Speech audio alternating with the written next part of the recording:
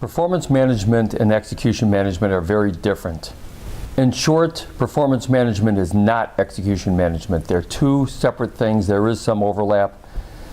I just came from giving a speech to about 60 senior executives from organizations throughout the Midwest. And there was a lot of confusion between the two of them. So let's break this down between 5 different areas. Ownership, focus, linkage, measurement of success, and monitoring.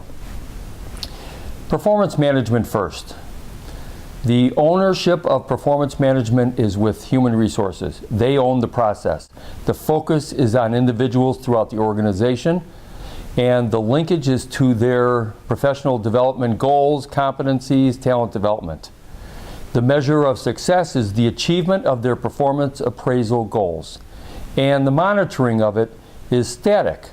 For the vast majority of people in the room just this morning, about, I would say 80% of them gave the review process, the reviews annually. About 15% or so did it every 6 months.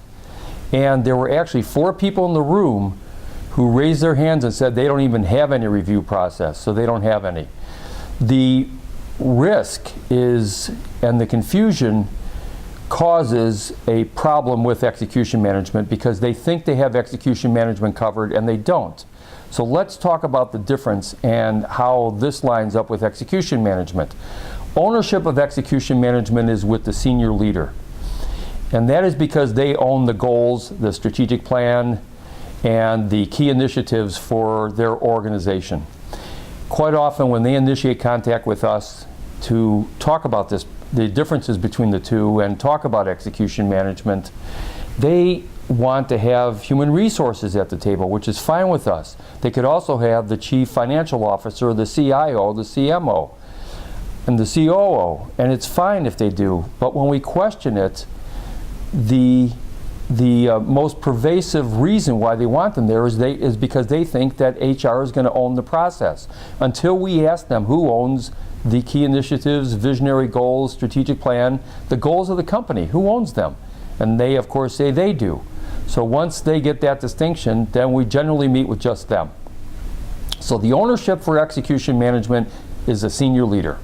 The focus is on the organization, whereas on performance management, it's on individuals. The linkage is to the initiatives, the strategic plan, the annual plan, the visionary goals of the company for execution management, and again, for performance management, it's the competencies and goals of individuals. The measurement of success for execution management is the achievement of organizational initiatives, or the achievement of the strategic plan, the achievement of their goals. And the monitoring is done at least quarterly.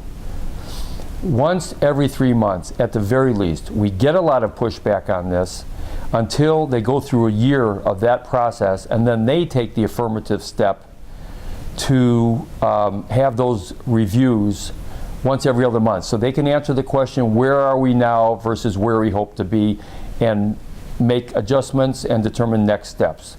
So HR is not going to tell senior leaders the difference between these two. For the most part, HR doesn't understand it, and when they do, their noble intent is to want to own the process. And the fact is they don't. It belongs to senior leaders.